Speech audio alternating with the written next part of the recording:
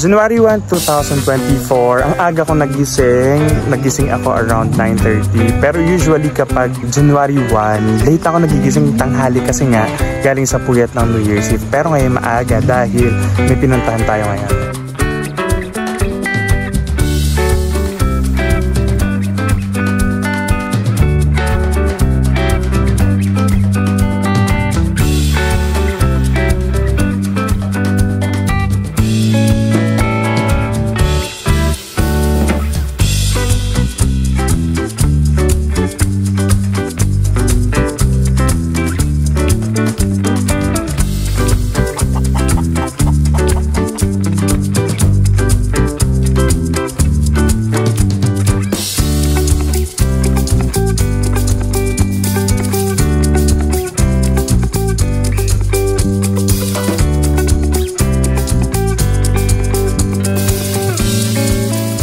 Today is New Year's Day, so ang daming namamasyal sa Instagrammable place.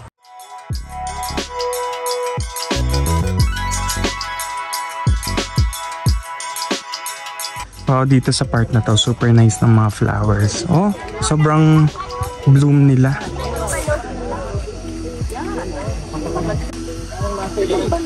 Ayan ang mga vlogger. Ba-vlog tayo, ha? 1, 2, isa pa.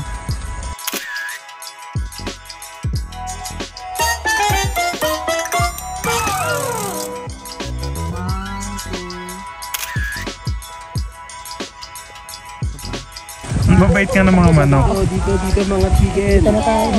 Di sila mailap sa mga tao. Malapit sila, oh. Lumayak.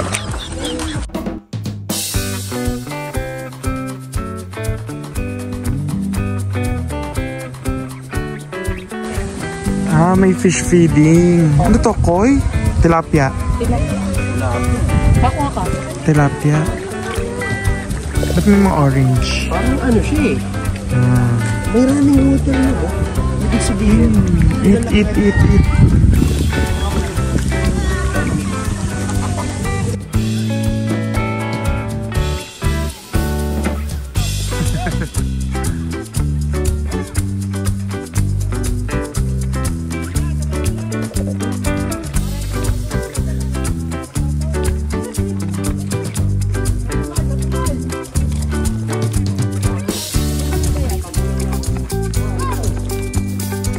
Ito yung mga demo farm nila. At the same time, ito yung mga turbulent greenhouse nila.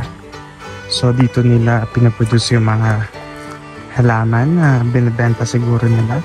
So parang ano daw pick and pay yung pwede dito. So yan. So ayan pick and pay. Ang pick and pay, lettuce 50 pesos per pot. Ang herbs naman 150 pesos per pot. So ayan yung mga different kinds of lettuce. Yan. So ganito yung mga sustainable tsaka yung mga uso ngayon na ginagawa sa mga farm. Lalo na 'di ba uso yung mga samgyupsal. So ito yung mga siguro nagpo-produce sila ng mga ng mga lettuce sa mga restaurants. Pero marami na rin yung yumaman na ganito. Marami ako napapanood sa TikTok na yumaman dahil nga dito sa ganitong klase ng business. And yan mga ka-lights indoors kasi matutunaw nga mga lettuce to. Nag-level talaga. Different kinds of lettuce. Yung mga flowers naka-electric fan pa. Bakit kaya naka-electric pa ng mga flowers? Siguro pinagbebenta to.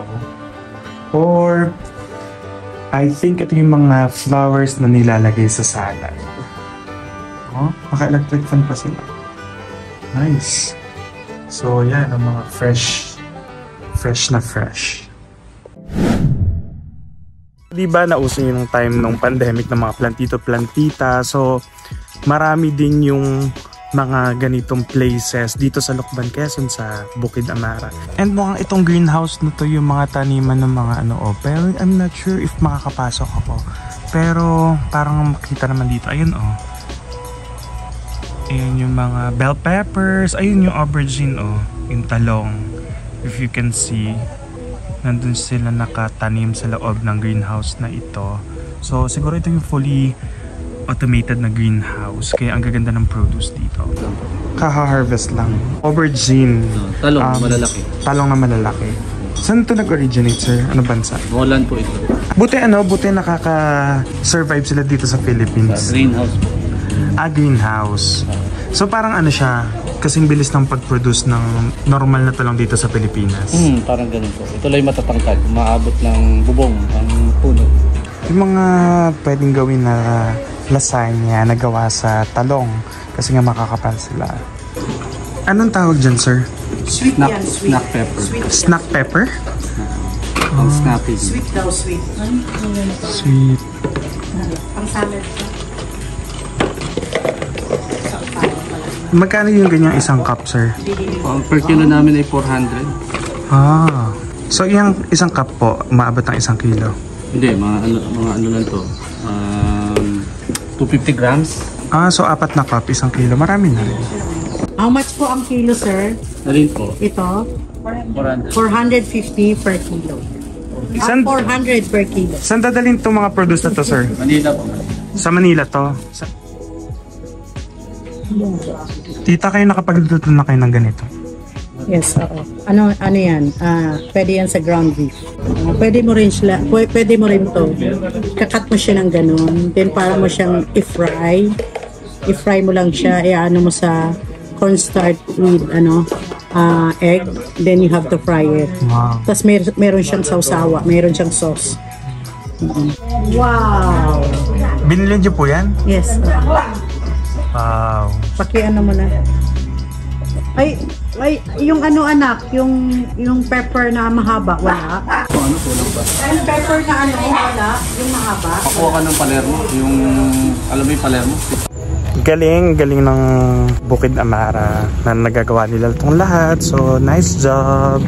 Once you end your picture taking, you can buy ref magnet as a souvenir. Mahal naman. 120. Let's buy one souvenir.